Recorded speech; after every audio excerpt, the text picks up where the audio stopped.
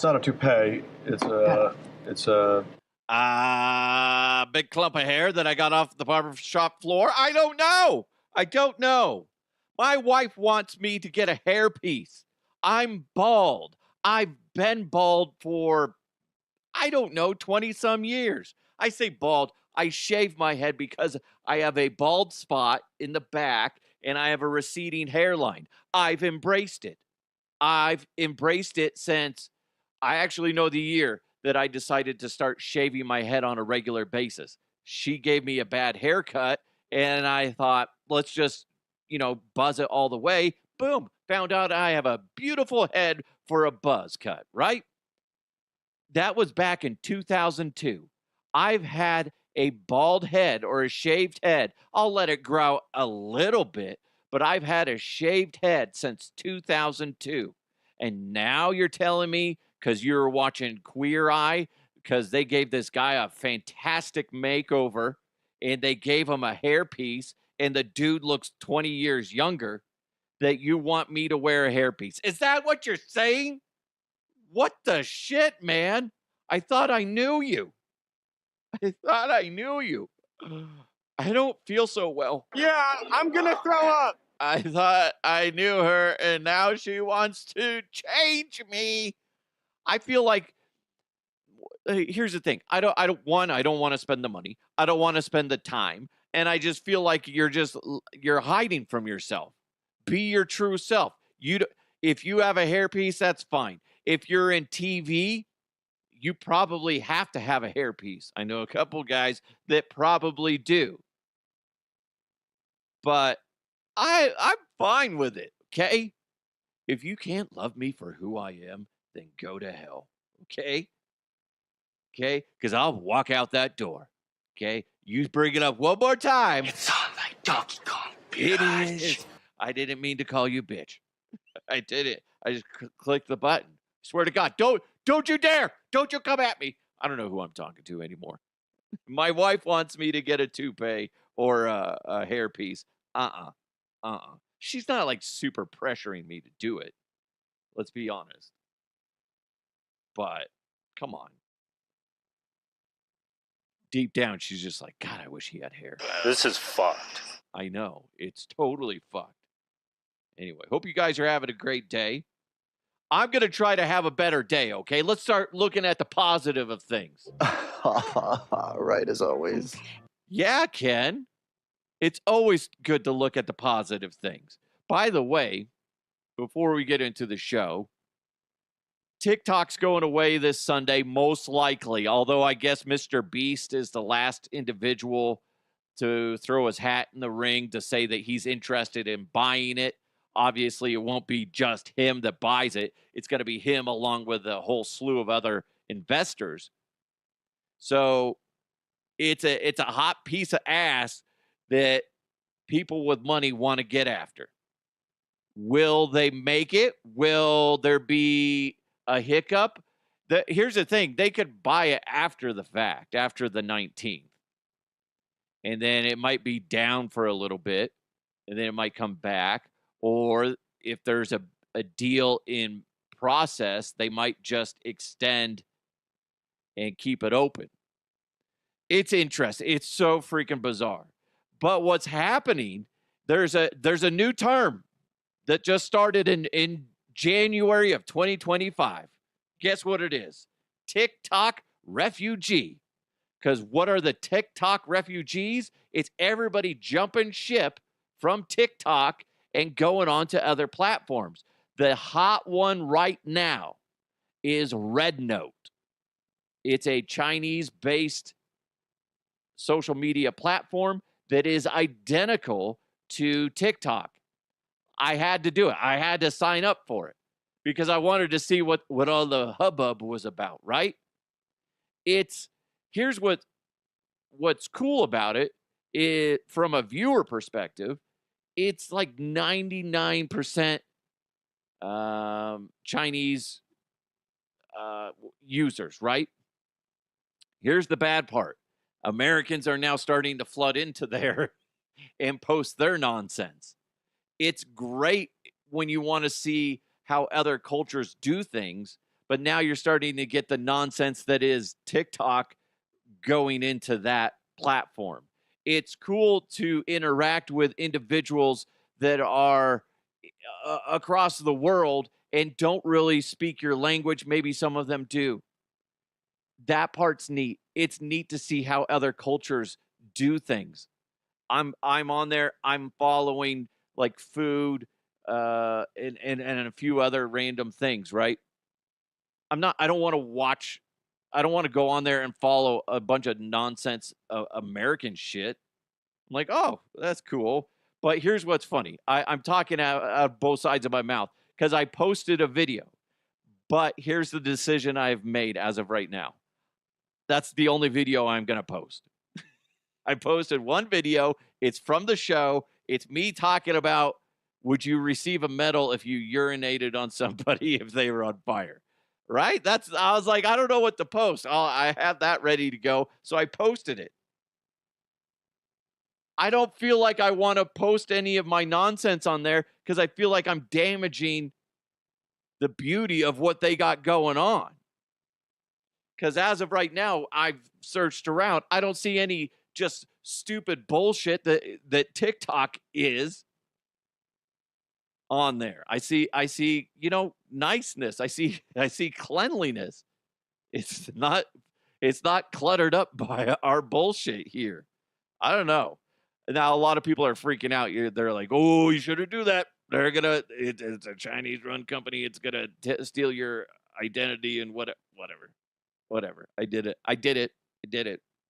It happened. It happened. Okay, guys. It's so funny. Everybody's just flooding over there, and they're gonna ruin that platform. They're gonna be posting their stupid shit. What's good is if you hit that subscribe button here, click the like button as well. Remember, today's show is presented to you by Bet Online, because Bet Online continues to be the world's most trusted betting platform and your number one source for online betting in 2025. Whether you're a seasoned fan or a first-time bettor, Bet Online is your ultimate game day companion with the largest selection of odds on everything from football, the NBA, college basketball, NHL, and UFC. Bet Online is your number one sports betting source for the new year. From touchdowns to three-pointers and hat tricks, Bet Online has you covered on every game, every play, and every win. Go to betonline.ag right now. Bet Online, the game starts here. We got a lot coming your way in headlines. Let's do it. Let's jump into those headlines. Let's go! Let's go! And now, here are the headlines. I've hurt myself in a lot of dumb ways. I have. Workplace injuries are embarrassing. When I was, I want to say like 17, 18 years old, I was working at Safeway, and I sliced my leg open with a box cutter because I did the classic mistake of cutting towards yourself. I was making a display for apple juice, and I didn't think that the corners were reinforced with extra cardboard for the apple juice. So I'm do the classic thing that they say never to do, and that's cut towards yourself. I do that. The blade hops off the corner, the reinforced corner, goes right into my left knee, slices through the jeans, because it was a brand new razor blade, and just slices into my knee, and then blood just starts gushing out. That's the time that I hurt myself, and they rushed me over. My manager did rush me over to the floral department to get out of the way of the customers, and I elevated my leg. I had my pants off so we could figure out what was going on. I'm just there in my underwear, and I had no idea what I was doing this, but my manager comes back into the floral department, and she's like, "Oh my God, Scott." And then she has an apron, and she kind of puts it in front of me. And she's all, "You have holes in your underwear, and you're showing your testicles to all the customers." I learned a lesson that day is you got to be careful with there's a time limit on underwear, and I way exceeded that because my junk was out there for all the old ladies, and because we were facing, we're in floral, but we're also facing produce. We sold a lot of cucumbers that day. I guarantee it. Guarantee it. Anyway, I did that. I accidentally sliced my wrist at Jamba Juice because I was karate chopping a sherbet container, and the aluminum rim just ripped off my skin. I cut part of my thumb off on a meat slicer at Quiznos. Also at Quiznos, I sliced my fingerprint off using a bread knife. Listen, and somebody broke my ribs when I was working at the radio station. Mark Schlereth. Okay, I've hurt myself in a lot of dumb ways. A lady in Indonesia got her nose ring stuck in her office chair. It doesn't explain how she did that. What are you doing to your office chair to get your nose stuck to it? You know, I've sat in plenty of office chairs in my life. I don't know if I've ever rubbed my face on one, because it was one that had like holes in the back of, the back part, and she somehow got it stuck on there. Her coworkers tried to free her by like yanking on her nose. Firefighters show up, they can't get it off, so they're like, let's take her back to the firehouse. And all I can imagine is, like, what if it was like around the corner? And they're like, you know what? It'll just be easier just to roll her there. Just imagine they're like, squeak, squeak, squeak, squeak, squeak. Or pushing her down the sidewalk. Squeak, squeak, squeak. Ooh, got to make a corner. Squeak, squeak, squeak, squeak, squeak, squeak. Oh, shit. Catch up to her. Why is she still running? Just, I don't know. That'd be funny. And they finally got it off, okay? I got a ring stuck on my finger when I started dating my wife. She put on a ring on my finger, and it swelled up because it was way too small. And then we just went over to the firehouse in Broomfield, and because her stepdad at the time was with the fire department with North Metro Fire, and the guy joking around, he's like, yeah, we can take care of that for you. Go ahead, put your hand on the bumper. And I go to put my hand on the bumper of the truck, and he pulls out an axe, and he's all, just stand still. And I'm like, whoa, whoa. And he just bursts into laughter. Ha, ha, ha, ha, ha. Fireman humor. You got me. You got me. I almost shit my pants. They had this like little tool, and it just cuts off the ring. Super easy. But the firefighters said that we've had cases involving freeing a finger stuck in a window latch, removing a stubborn ring from a private area. Who puts a ring on their dick? How small is your dick? Or how big's the ring? Jesus, my goodness. What is wrong with people? Why would you think that? Anyway, and helping a child whose finger was stuck in a table. It's all part of the job, but the nose piercing incident was definitely one of the most entertaining. The lady took a picture with the crew afterwards. She had a good sense of humor about it. That'd just be embarrassing, though, especially nowadays with social media, because it just spreads like wildfire. This is in Indonesia. I'm here in Colorado broadcasting to the world, and that's a big distance. It's a big distance for your mistake. Now I just want to know, what the fuck was your face doing that close to the damn chair? Were you sniffing the chair? I have had to do that, because there was that guy that smelled, and I was just like, is it just in the air, or is it the chair? And then I'm like, oh shit, it's the chair. Oh shit, it's the chair. Oh god. Oh god. It's like when you're a parent. Be like, you gotta smell the diaper. Did they shit or did they fart? Then you gotta pull it back. Be like, yeah, that's poo. That's poo. This is a fantastic story. Fantastic. An 84-year-old retired British man had to fight off a mugger while he was doing his laundry. The guy's name is Ron Croker. He was drying his clothes last week when the masked thug accosted him at a on-staffed coin-op laundromat in South Yorkshire. In the altercation that was caught on surveillance camera, it appeared that the two were struggling over the pair of jeans that Croker was folding, and that's when the man attacked him. But the robber wanted his wallet, and Croker was like, no, fuck that shit. I ain't giving it back. I ain't giving you my wallet. And then they started, it got real then. Croker pushed the man out the door, told him if he came back, I'm going to kill you. I guess he said, I'm going to fucking kill you. As Croker returned to the store at the, return to the dryer, the man ran back at him. Croker pushed back, swung his pants so the legs appeared to swat the thief, and then that was enough for the thief to go, oh my God, no! And he ran away.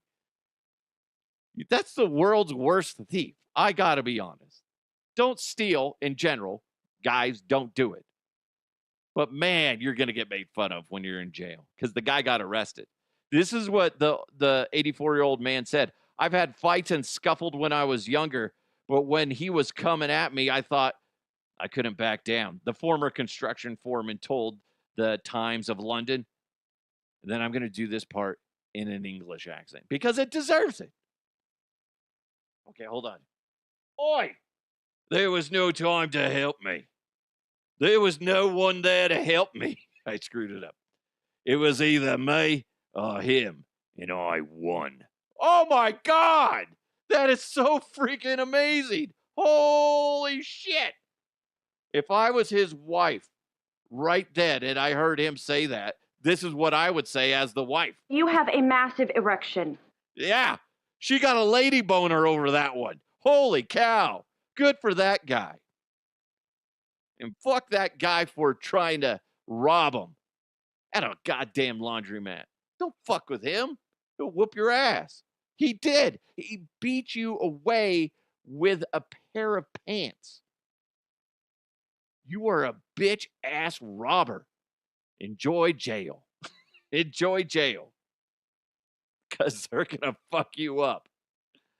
You couldn't beat up an 84-year-old man who was slinging some jeans. How do you think you're going to fare in jail? Not very well. Not very well. Oh, my goodness gracious. Sorry, my mom is texting me. She's freaking out over the price of eggs. Eggs at Walgreens, she just texted me and said, eggs at Walgreens for a dozen, she's saying there are $12. At Kroger, at King Soopers, she said they were about $8. Is that our thing now? We're just going to be on the hunt for, eggs? What's a good egg replacement? Because I think that's what we need to do. Or everybody, is this going to force people to start building chicken coops in their backyard because eggs are so damn expensive? Ooh, maybe not a bad idea. Although you're going to realize how oversized eggs are in a grocery store when you buy it, when you have them fresh, farm fresh. My father-in-law, not the former firefighter, but the other father-in-law, he lives on a farm and they have chickens, and when they give us the chickens, they're smaller and the yolk is a lot darker because they feed them well. They feed them appropriate food, not whatever the hell these egg places do. It's ridiculous. Maybe that's something we look into, getting a chicken coop. God, that's going to drive my dogs crazy. Having fucking chickens. Next thing I know, my kids are going to be chasing chickens around in the backyard. We wanted to exercise them. No. Yeah, how would you do that? Because they do need some exercise. You'd have to build something really crazy in your backyard for that. Do any of you guys have chickens in your property? Because I believe you can in the suburbs. if you do it the right way, or maybe you live on a farm, how hard is it to take care of chickens? Because I mean, if the majority of the neighborhood is, has chickens, you guys can exchange eggs, and that's a big cost for the entire neighborhood. Unless you hate your neighbors, then you just keep all the eggs for yourself. But you probably don't want too many chickens, right? That's interesting to think about. Let me know, DeHuffPodcast@gmail.com, or you can hit me up on my socials at DeHuffPodcast. Have you ever owned chickens, and do you currently own chickens? I want to know how big of a deal that would be to take care of chickens. Ooh. I'll be Scott's eggs, DeHuff's eggs, Cowboy DeHuff's eggs. That's what it could be. And I'll be slinging eggs on the corner, back alleys. Who wants my eggs? Then I get arrested for slinging eggs. Do you have a license to sell these? Be like, listen, no. And then I just run. Then the chickens are flying everywhere. That's dumb. That's dumb. Can't believe I said it. But I'm interested in that. How much do chickens cost? How much would it cost to get the enclosure built? Because you would have to build one. And then the cost of maintaining it. Because you could probably use some of the household scraps to feed them, I would imagine, like veggie scraps and whatever else. I don't know. That's interesting to think about. Hey, look at us. We're talking farm work, agriculture. Scott's Ag Talk. Speaking of new jobs, what do you think are the top 3 most coveted jobs, the dream jobs of individuals in the United States, according to a recent survey? They did this for all over the world, but these are the ones, the top 3 for the United States. I'll start at 10 and work my way down. Number 10, a judge. I actually know a judge, a good friend of mine, Dan Jacobs. Number 9, actor. Ugh. I don't feel like that's a dream job anymore. Just seems it's being more exposed as a dirty industry. We knew it was dirty before, but it's just getting more and more obvious. Number 8, prosecutor. Okay. Number 7, midwife. Okay. Number 6, physical therapist. I know a physical therapist, big time Broncos fan. Bill, we haven't talked in so long. I haven't been injured, so I haven't had to go to physical therapy. Well, I've been injured. I just haven't gone to the doc. Anyway. Number 5, nurse. Yeah, I know several nurses, actually. Number 4, pharmacist. Number 3, police officer. I know there's several police officers that listen. Hello. Number 2, attorney. What do you think number 1 is? I wasn't thinking that this was going to be the case, but I know somebody that is doing this now. Pilot. That's for the United States. I had no idea. I thought YouTuber would be on there. But oddly enough, like YouTuber is really popular in, where was it? I want to say over in the UK and a few places in like South Africa, stuff like that. So, or I think it was South Africa. But anyway, in Australia, though, guess what their number 1 was? No, not even in our top 10. And what's funny is my nephew is this.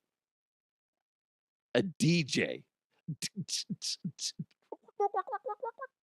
That kind of DJ. Yeah. That's fucking crazy. That's wild. A pilot. My neighbor got his pilot's license. He's like 20 some years old. And he flies the small planes. Eventually he's going to upgrade and do other things, and who knows? But that's wild. Wild. If you were to give your top 3 dream jobs, what would they be? Like if you could just make a living, be comfortable, what are the top 3 jobs that you wouldn't mind switching to? Maybe you're already in your dream job, but is there something that you would alter too? That's kind of I know a lot of people like I'm imagine Gen Alpha is gonna, if you survey them, they're gonna say like YouTubers and stuff like that. They're gonna be like gamers and whatever, which is just ridiculous. It's a little sad that farming's not on there, but I get it because that's a tough gig. That is a tough job to be a farmer. But yeah, if you could do anything, what would it be? That's interesting to think about. I don't know what mine would be. If I could start all over when I was younger, what would I do? I don't know. Even like looking at these, it's just I maybe a pilot, maybe a helicopter pilot. I think that would be interesting. I don't know how good of a job, how in demand that is. But if you were a pilot for a city or or news agency, stuff like that, maybe I don't know. That's interesting to think about. But those are the most desirable jobs right now in the United States. You know what we need to do right now? Let's go ahead. Let's jump into some sports. Going deep, tight ends and long balls. He starts to come and then he pulls out. Oh, gross! It's sports with the Huff. Well, the wild card weekend is well over. Very depressing because I'm a Broncos fan. But now we're into the divisional round, and let's go through the games real quick. We're going to start off on Saturday's games with the Texans taking on the Chiefs in Arrowhead. That's going to be a tough game. And as much as I want the Texans to go in there with C.J. Stroud and just shock the world, I don't see it happening. The only thing going in the favor, and it's a potential favor, is the fact that the majority of the starters for the Kansas City Chiefs have not played a down since Christmas Day. That is a long gap. There's a chance that there could be a lot of rust on the Kansas City Chiefs starters. And if that's the case, the Houston Texans need to capitalize on that ASAP. What needs to happen? You come out strong. If the Texans can't do that, there's no chance for them to win. But there is a chance if they come out hammering and blindside Patrick Mahomes. Here's the thing about Patrick Mahomes that a lot of people don't like to admit. He makes a lot of dumb mistakes. But on the very next play, he's gonna do something brilliant. You got to make him get fucked up. He's had a lot of time to heal up and get back to, start of the season body, physically. But if you can rattle the cage of Patrick Mahomes, expose the fact that when he's under pressure, he sometimes makes silly mistakes. That's what you got to do. You got to remember these Denver Broncos here almost beat them. They were going to beat them, and then some dipshit on the offensive line fucked up, and the winning field goal was blocked. They are beatable. They are very beatable. The Houston Texans can do it. But would I put money on it? No, absolutely not. I got the Chiefs taking out the Texans, and they're going to move on. Also on Saturday, you got the Commanders at the Lions. As much as I love the fact that Jordan Daniels is playing like a motherfucker, and if you were going to put him up against Bo Nix for Rookie of the Year, I'm going to say he's going to edge out Bo, even though I love Bo Nix and the Denver Broncos and what they got going on. But looking at the Washington Commanders, I think that they're going up against a juggernaut, that juggernaut that is the Detroit Lions. I like what they're doing. I love it. And I don't see the Commanders taking down the big, bad Detroit Lions. Detroit Lions, they advance. Going on to Sunday's games, you got the Rams at the Eagles. This one is going to be a bloodbath. This one I would expect to be a slugfest back and forth. And if you were going to say who comes out the victor, That's going to be a coin toss. Yeah, I like the Eagles to win this one. I would, but after watching what the Rams did to the Vikings last week, they're a lot more powerful than I was expecting. And the Eagles aren't really blowing people away. Saquon Barkley is my favorite, one of my favorite running backs in the league, I should say that. And he's fun to watch. I would like to see him advance. Like I said, it's a coin flip on this one. But if I had to put money on it, what am I going to do? I'm going with the Eagles to advance. Geez, I'm picking all home teams. Ooh. Now the final game of division weekend is going to be Ravens at the Bills. You got Josh Allen coming off a win from the against the Denver Broncos, where they won very easily, and they were just humming. Their offense was unstoppable. But they're taking on the Baltimore Ravens, and they got a fun offense with Lamar Jackson and, of course, my other favorite running back, Derrick Henry. Excuse me. I almost said Travis Hunter. Derrick Henry. This one might be close, but this is where I see the road team winning. I got the Ravens over the Bills in that one. What say you? Do you think I'm right? I got Chiefs, Lions, Eagles, Ravens advancing to the championship games. And looking at that, the Ravens and Chiefs, just looking ahead on that one, I think the Ravens will definitely beat the Chiefs.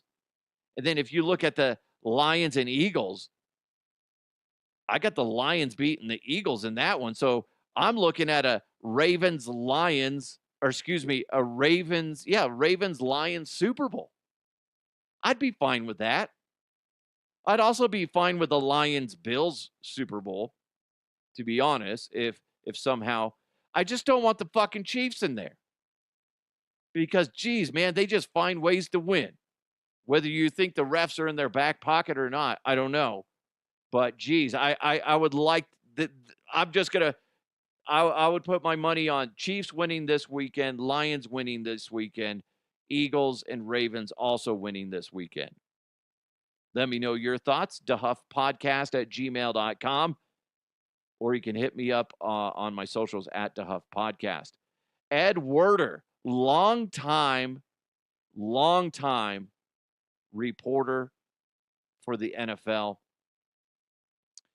Covers the Dallas Cowboys now. Obviously, the big story coming out of Dallas is, will Deion Sanders leave the Colorado Buffaloes and coach for Jerry Jones and the Dallas Cowboys? Well, Ed Werder, who is just right locked up with the Dallas Cowboys and has connections all over the dang place, he was on the Dan Patrick Show this morning, and this is how things started off. You know, when you start configuring a list of potential candidates to be the next head coach, only in Dallas do you have to make sure to include Deion Sanders and Jason Witten, former, Cowboys tight end great who Jerry is enamored with, who has only coached at the high school level.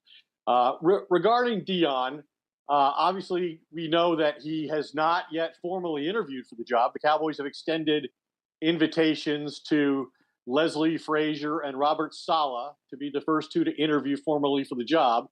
But Deion told Adam Schefter the other day that Jerry Jones reached out to him and they discussed the job. And everything I continue to be told, Dan, is that Jerry is interested. It was described to me as he's enamored with the idea.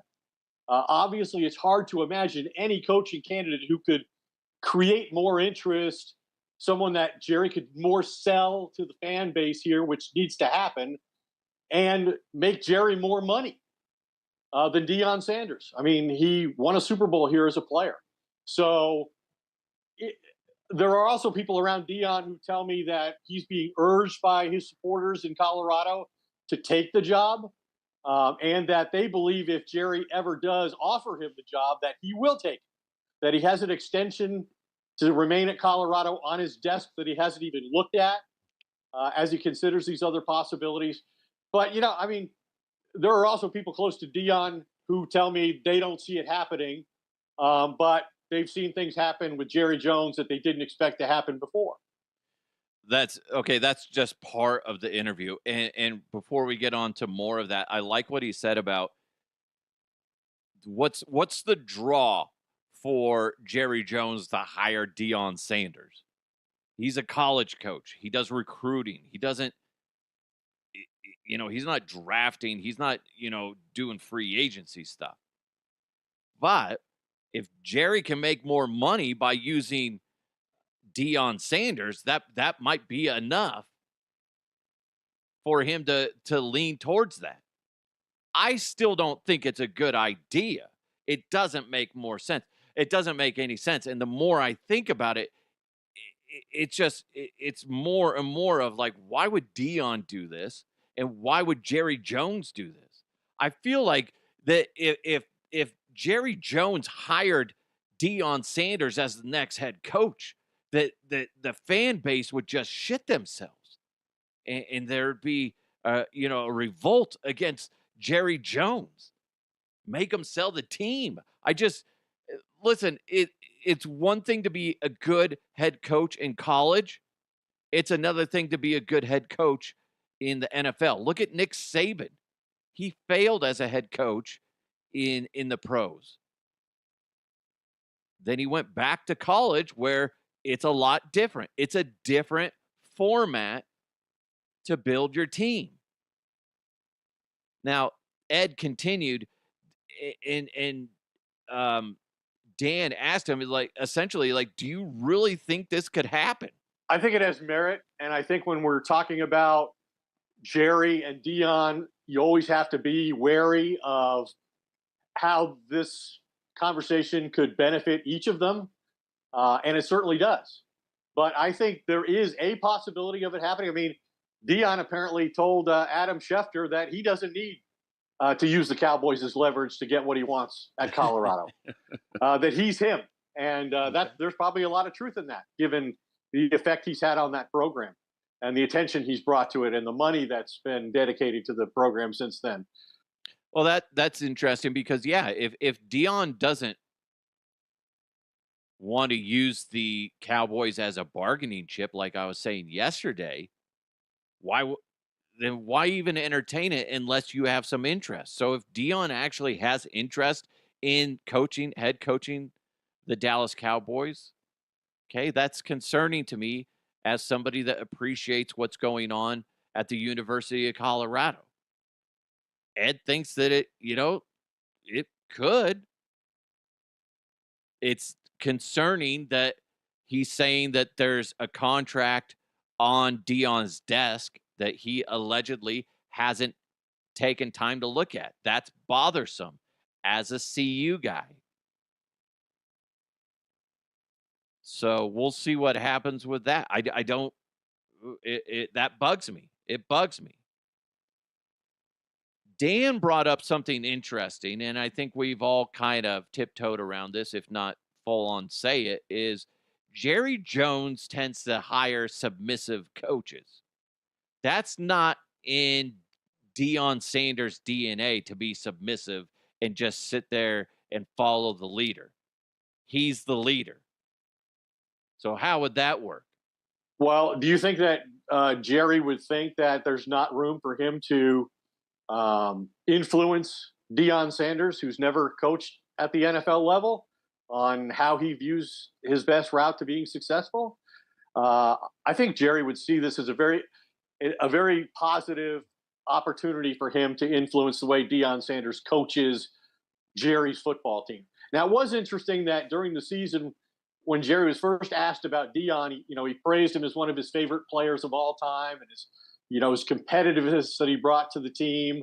But he also sort of dismissed his value as a head coach in the NFL because he said what Deion offers now that's most attractive and most influences his success at CU in the college level is his ability to recruit. And that's not going to be a significant part of his success in the NFL should he opt to coach in the NFL, and that's true. I mean, he could influence free agents, but the Cowboys have not been heavily involved in free agency in recent years, to their own detriment, quite honestly. They were the last team to sign a player 4 out of the last 5 years. So it was interesting to me that Jerry thought that was the most unique ability Deion possessed, and that it would not be a significant factor in whether he succeeded at the NFL level. Here's the thing, and thanks again to Ed Werder and the Dan Patrick Show. They're going to have that video posted. I'll probably post, a good chunk of that on my Facebook page. So if you want to follow my Facebook page at DeHuff Podcast, it's the more you listen to that, the more he lays it out. It doesn't make sense for Deion Sanders to go into the pros, and it definitely doesn't make sense for him to be the head coach of the Dallas Cowboys. So anybody that says that that's going to happen, I think they're just wishful thinking, or they're just trying to poke the bear. It doesn't make sense. Deion's skill sets are with recruiting and how college football works. The NFL doesn't work that way. Now, there's always a chance that Deion wants to challenge himself and say, I've accomplished things. I don't think he's accomplished greatness in the college level yet. He has not done that. If he thinks so, I mean, he's kind of living in a fantasy world. He's done good things. He hasn't accomplished greatness yet in college. But if he feels like that he wants to challenge himself even more by taking a next step in the coaching ranks, this would be it. Would it be a good idea? No, it wouldn't be a good idea. Ed's talking about that Deion has people in his ear saying that he should take this. He should hop on it. It would be a great idea. Those people need to be pushed out of Deion's life because they're pushing him towards a bad decision. This is not a good idea for Deion Sanders. The more you lay it out, the worse it is. It's good news for the CU Buffs if he stays. And I know a lot of people still hate on Deion Sanders. And that's your own demons that you need to deal with because it makes no fucking sense. He's a builder of men and wants these individuals to be not only just great football players, but great people. I don't understand what the fuck's the problem with that. Oh, because he's out there wearing sunglasses, that bugs you? Is that what it is? Oh, I'm sure there's something else that bugs you about him. We don't need to go down that rabbit hole now, do we? But the point is, Deion is doing good things at Colorado. I want to see him do great things at Colorado. I don't want to see him just bail on the university so he can go pretend to be a coach over at the Dallas Cowboys and then realize a year or two in that he should have stayed at Colorado. And here's the other thing. Somebody brought this up on Twitter. They said, let's say Deion goes to the NFL. Let's say Deion and the Cowboys don't get Shedeur Sanders as their quarterback. How awkward is that going to be as a father to make a game plan that goes to try to make your son fail? That's bizarre. I don't think that would be something that he would want to desire. I'm thinking for him. It doesn't. I'm putting words in Deion's mouth essentially, and I can't do that. The thing is, when you put it out on paper, it makes zero sense for Deion Sanders to leave the University of Colorado. I understand he has that draw now that his kids have left the nest, and he's got empty nesters syndrome. The funny thing is he can fill that hole in his heart that was once consumed, jam and pack his body with. That sounds stupid. That sounded really dumb. You know what I'm saying? His kid, he has this emptiness in his soul from his kids leaving. But the thing is, he can fill that with all these new recruits that he's bringing in. He can fill that with accomplishing something separate from them. That's good. That's good for Deion. That's good for his kids because he can't go into the NFL holding their hands. It's going to cause damage to them, and it's going to damage him. So as much as I appreciate the conversation about Deion Sanders going into the NFL and possibly being the head coach of the Dallas Cowboys, it makes zero fucking sense, and it shouldn't happen. Like Ed was saying, listen, Jerry Jones has done a lot of weird shit over the years. He may somehow convince him to do it. It would be a bad career move for Deion Sanders to go into the NFL, and it would be a really, really bad career move for him to be the head coach of the Dallas Cowboys. Okay? And Deion, do you really want to be following Jerry Jones? I want me some glory hole. Yeah. I mean, come on. It's Jerry. It's Jerry, man. Dallas Cowboys head coaching candidates right now, and Ed said some of these: Robert Saleh, Leslie Frazier, Kellen Moore, obviously Deion Sanders, and Jason Witten. I think those last two names should be removed from the list. But I think Saleh, is it? That's not how you say his name, but I think he would be great. I think he'd be a good fit. I think he got a raw deal, one being with the Jets, and two, Aaron Rodgers going over there and fucking shit up. I think that would be a smart move by Jerry Jones to hire Saleh. So we'll see. We'll see. Let me know your thoughts. I'm kind of tired of talking Deion Sanders. I'm going to just put that aside until there's something new coming out. I liked what Ed said. I respect Ed Werder a lot. He's a good dude. Met him a few times, and he knows his shit. He knows his shit, especially when it comes to the Cowboys. So let me know your thoughts. But like I said, I'm going to kind of curb the Deion Sanders conversation as much as possible because I'm just kind of tired of it. If he does it, he's a fucking idiot. If he stays with the Buffs, I'm going to be very happy. I'm going to be very happy. You know what we need to do real quick? Let's jump into the mailbag. Mailbag. You've got mail. This comes in from Ken, not that Ken. What? Ken? Not that Ken? What are you talking about? I wish it was that Ken. Right, as always. Kidding. I'm kidding. Ken said, Bob Uecker just died. But all these news agencies have video tributes posted within minutes. Do you know how that works? I do.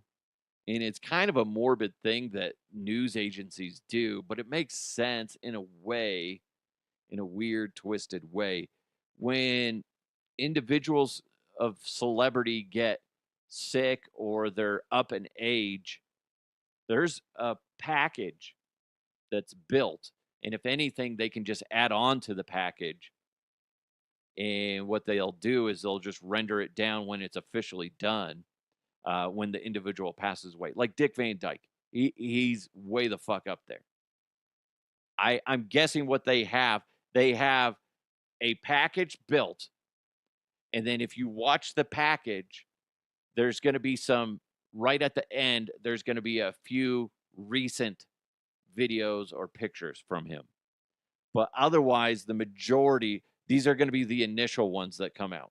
The initial ones that come out, it'll be all of his younger days mixed in with some stuff from, the past, say, he's been around for fucking ever. But the point is, it's going to be somewhat in order. But the very last few things will be more of recent things. What they'll do in an editing room is maybe just drag over one or two new things, then render it down, and then have it posted on social media and use it for broadcast within minutes. That's what they do. They do that with football players. They do that with basketball players. All the athletes out there, big name people, there's a package somewhere just set aside that is about these bigger name individuals. It's sad, but that's what the media does. That's what media capitalizes on that shit. They have it banked. If they need to add a few more things here and there, they can easily do it. But then they release it and they use it, and they look fucking fantastic because they're one of the first agencies, if not the first agency, to have a video package dedicated to a legendary individual. It's twisted. It makes you think, like if you passed away, what kind of tribute would be dedicated to you? It'd be twisted if like your family had that ready to go, right? I'd be like, wait, Grandpa died. How do you have this video tribute already built? Be like, well, we knew he was going to die. Oh, Grandpa, I guess if they're really up there, maybe.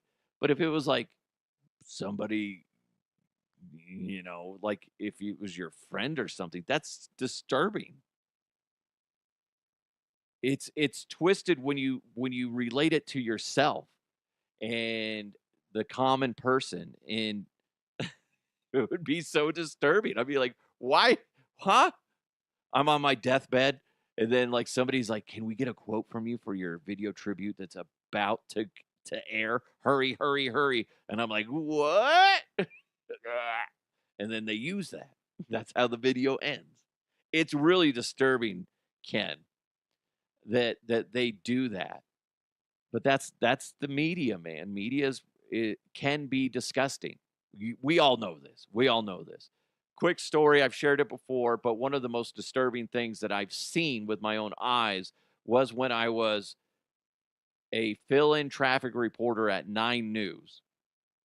And the guy that was training me, Graham, he worked a lot with Amelia Earhart, who I don't know if she still is, but she was a traffic reporter for 9 News. And he was showing me, we're back in the news pit, basically, where all the reporters are, the on-air anchors and the reporters. Everybody has a desk and stuff like that. Really great people. But at the hub, I think it's just the news desk is what they call it. It's where the producer sits, and then he controls, the feed. He's not the producer for the on-air product, but he's gathering stuff. I don't recall what the name of that position is, but he has us come over, and he's like, guys, come here. You got to check this out. What do you think this is? And we're looking at a live feed that's not going over the air, but it's a live raw feed from the helicopter, and it's zoomed up on something. And we're like, well, what is that? And then he takes the controller and he zooms it in even more, and he bursts into laughter.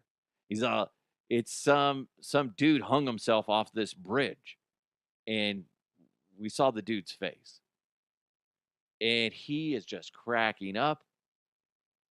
Graham and I leave, and we're like, dude, that's not funny. That's fucked up.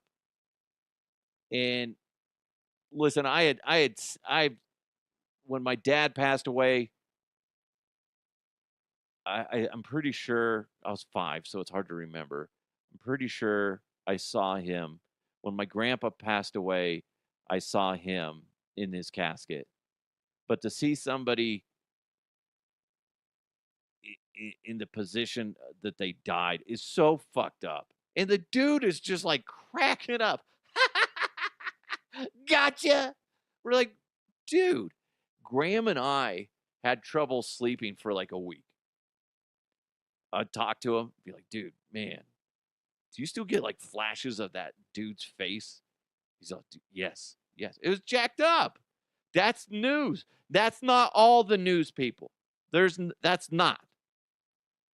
Because I'll tell you this, when I interacted with people like Gary Shapiro, Nick Carter, I was nervous to meet Nick Carter. I met him. He's a weather guy. I grew up watching him. I was like so nervous, didn't know what to say. I was like, hi. But Gary Shapiro, super nice. Kim Christensen, super nice. All these Greg Moss was great. So many amazing people. But there's individuals like that you're like, oh, gross. I still get flashes of that in my head. I can't imagine what some people that have actually seen that, not through a camera, they've seen it in real life. That's got to be disturbing. Got to be disturbing. But anyway, yeah, the media can be really, really fucked up. So the fact that they have these death packages, I don't know what they call them officially, but I know for a fact that they exist. And that's how they work, is they have them ready to go for certain individuals, people of importance, quote unquote, ready to go just in case something happens. And then that way they'll be on it instead of having to rush to grab a whole slew of clips. They only have to grab at least one or two, if even that, and then throw that together and then get it ready for air. Pretty wild. Pretty wild. So hopefully that answers your question, Ken. Thank you guys so much for supporting the show. Really appreciate it. We kind of ended on a downer. I blame you. Nobody wants to see that. Nobody wants to see that. You bastard. My God. Ken, seriously. Did you eat a lot of paint chips when you were a kid? Probably. Why? Probably did. I mean, if Betty White was here. If I had a dick, this is where I'd tell you to suck it. She would too. She would. Oh my God. So messed up, Ken. This is fucked. Ken's just sitting there like, what? What did I do? Oh, you're going to sit there and cry about it? What a bitch. Oh my God. What the fuck happened? I don't know. Listen, it's not my fault. It's Ken. Ken. You can't take him anywhere. He is such a jerk.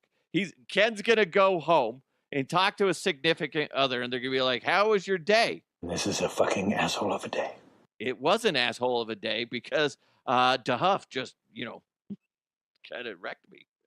I'm so sorry. I am so sorry.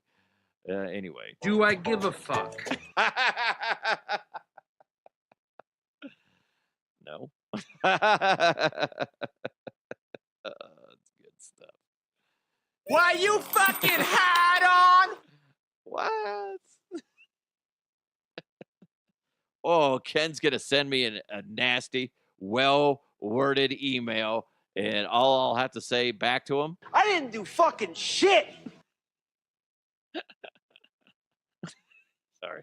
Sorry. Come on. Anyway, Ken, I love you. Really appreciate you chiming in. If you guys want to chime in like Ken, I'm not going to be mean. I swear. You can always do so at DeHuff Podcast on social media. You can either post on my timeline or you can hit me up in my direct messages. You can also get me on email like, I think, yeah, that's how Ken did it. DeHuffPodcast@gmail.com. Thank you guys so much for supporting the show. Really do appreciate you guys, every single one of you. Thanks for listening. Thanks for watching. Hit that subscribe button. Click on the like button. Thanks to Bet Online. You guys are amazing. Let's continue to move forward. I'll talk to you next time.